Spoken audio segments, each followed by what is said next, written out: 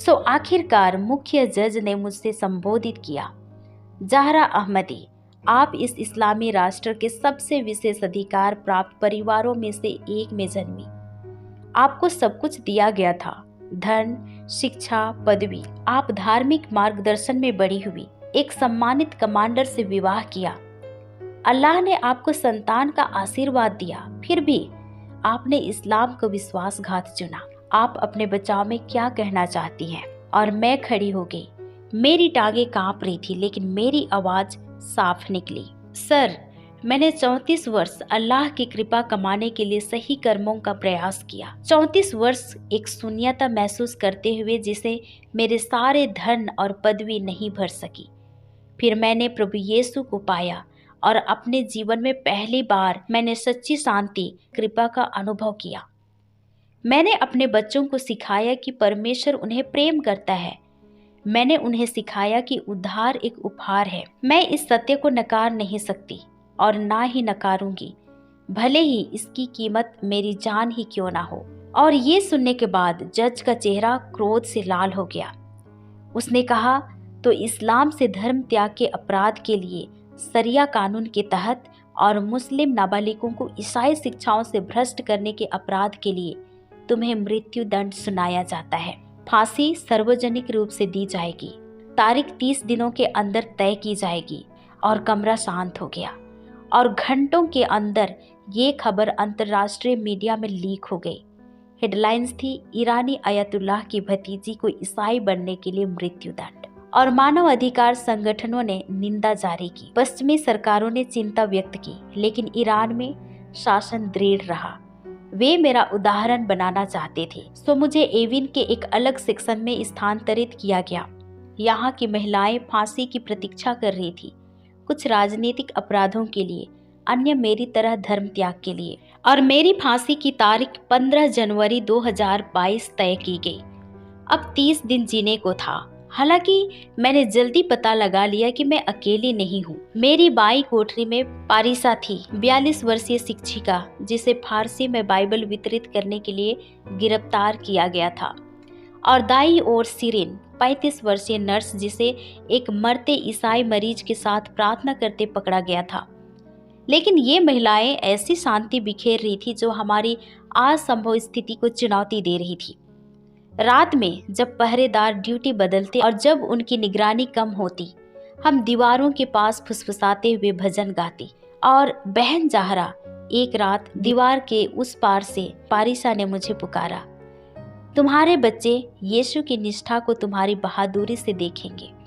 तुम्हारा बलिदान व्यर्थ नहीं जाएगा। तुम पीढ़ियों तक फल देने वाले बीज बो रही हो। उसके शब्दों ने मुझे सचमुच ताकत दी जब मैं कमजोर पड़ रही थी।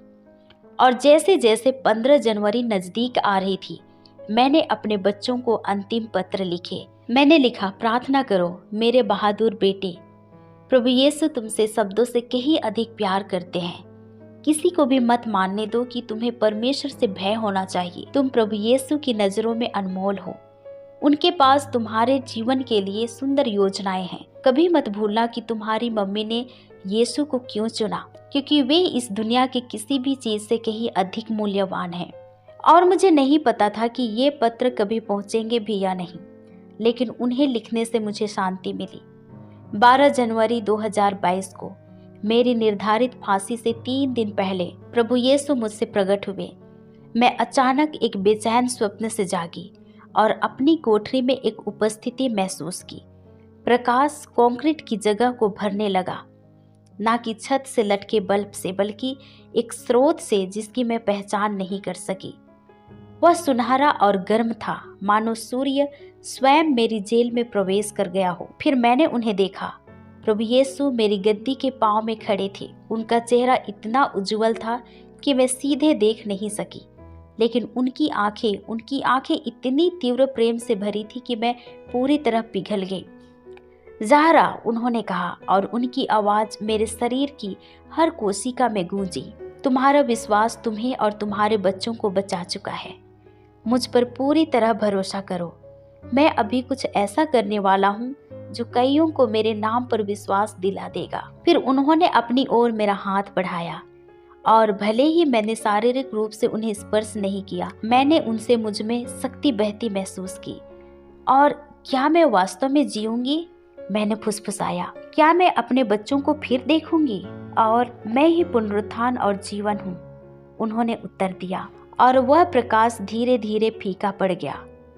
जब प्रकाश पूरी तरह गायब हो गया, मैं अपनी गद्दी पर बैठी थी, कांप रही थी, पसीने और आंसुओं से तर, लेकिन पूर्ण निश्चय से भरी हुई।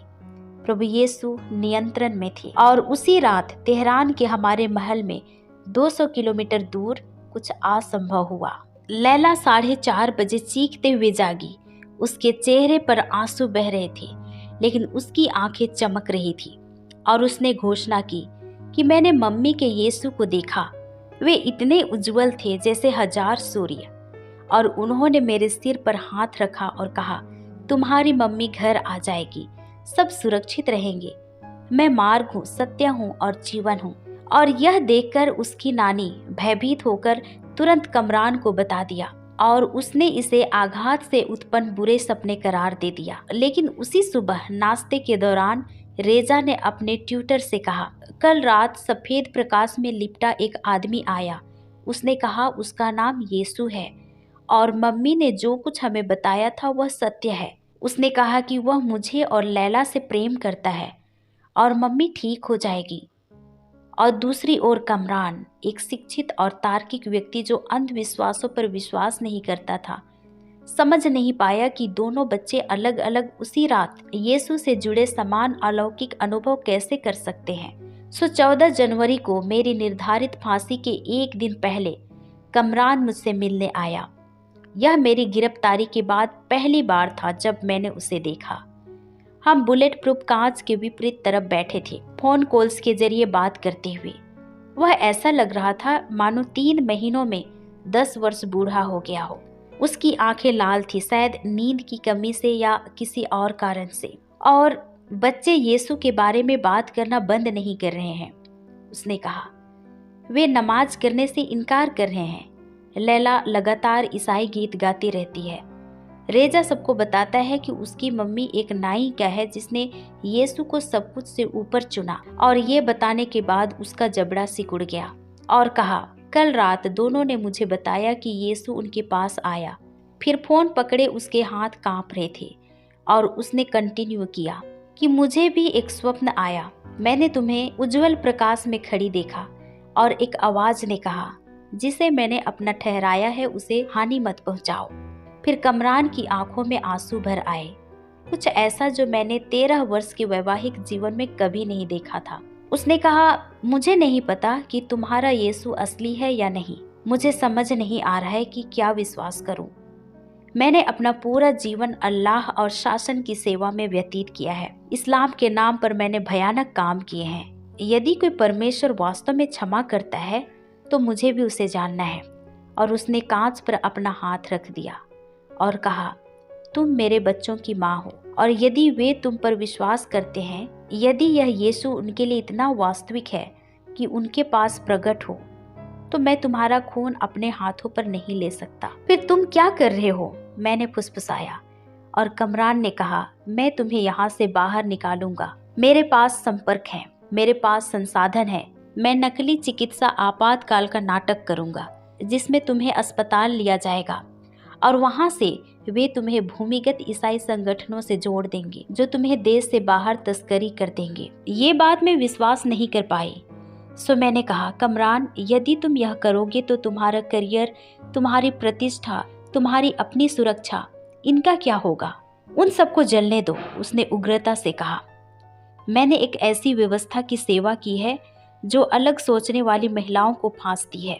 मैंने एक ऐसे धर्म की सेवा की है जो बच्चों को आज्ञाकारिता में डराती है। यदि मैं सब कुछ खो दूं तो भी एक ऐसी महिला की जान बचाने के लिए जिसने सच्चाई पाली तो वैसा ही हो। सो वह बातचीत ने मुझ में कुछ मौलिक बदल दिया। मैंने यीशु को न केवल अपने जीवन में कार्य करते देखा, बल्कि अपने पति के हृदय को स्पर्श करते हुए भी देखा, जो मेरा सबसे बड़ा उत्पीड़क रहा था। और अगली सुबह 15 जनवरी 2022 को, वह दिन जब मुझे मरना था, चमत्कार हुआ। सुबह 6 बजे पहरेदारों ने जल्दबाजी में मेरी कोठरी खोली और चिकित्सा आपातकाल वे चिल्लाए। उन्होंने मुझे एक एम्बुलेंस में ढकेल दिया। वाहन तेहरान की सड़कों से सायरन बजाते हुए तेजी से गुजरा, लेकिन अस्पताल के बजाय हम एक सुरक्षित स्थान पर रुके। वहां गुप्त मसीही सहायता कार्यकर्ता नकली कूटनीतिक कागजात, एक अलग पहचान वाले पासपोर्ट और सिविलियन कपड़ों के साथ मेरी प्रतीक्षा कर रहे थे। और हमारे पास मात्र 3 घंटे हैं, इससे पहले कि कोई सवाल पूछे, एक आदमी ने कहा। हमें अभी चलना होगा और मुझे एक अलग वाहन में ले जाया गया। हम घंटों तुर्की सीमा की ओर बढ़े। सीमा पार करना तनावपूर्ण और भयानक था। ट्रक के पीछे कंबलों तले छिपी, सांस भी मुश्किल से लेते हुए, जबकि सीमा पहरेदार जांच कर रहे थे। लेकिन परमेश्वर ने उनकी आंखें अंधी कर दी। हम बिना ध्यान दिए पार हो गए। तुर्की क्षेत्र में मैं रोती रही जब तक आंसू ना सूख गए। मैं भाग चुकी थी।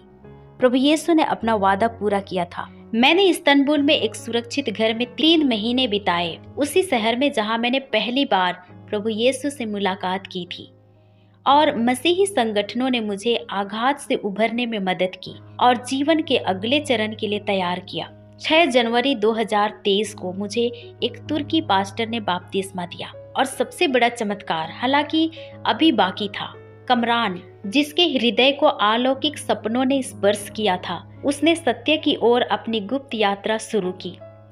महीनों तक उसने चुपके से बाइबल पढ़ी और आखिरकार मार्च 2023 में उसने अपने जीवन का सबसे निडर फैसला लिया। उसने एक यूरोपीय देश में राजनीतिक शरण की अर्जी दी। इससे भी महत्वपूर्ण, उसने रेजा और लैला को अपने साथ ले लिया और हमारी भेंट 15 अप्रैल 2023 को लंदन में हुई। मानव अधिकार संगठनों ने सुरक्षित घर में हमारी मुलाकात कराई।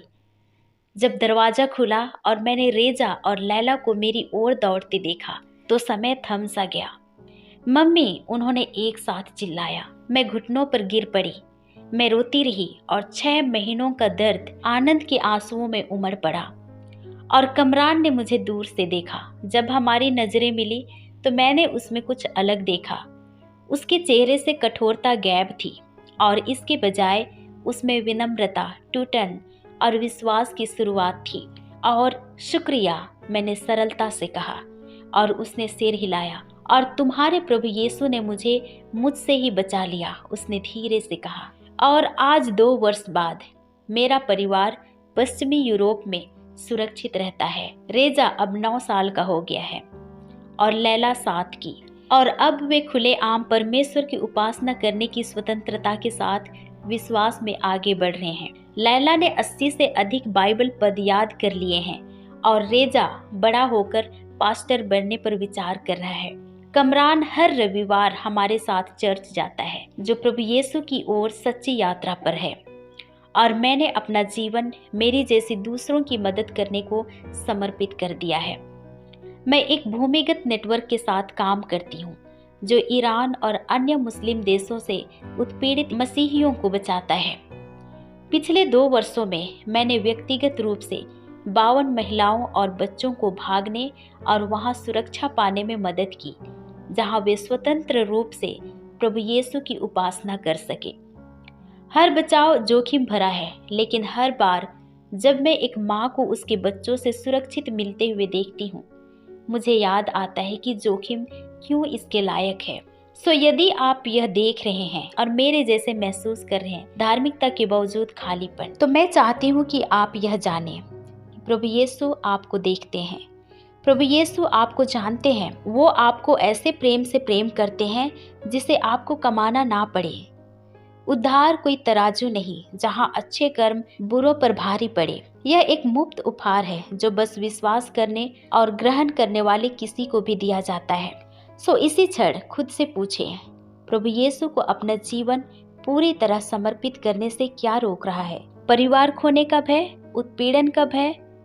मैंने धन, सुरक्षा और विशेष अधिकार त्याग दिए। मुझे मृत्युदंड सुनाया गया था।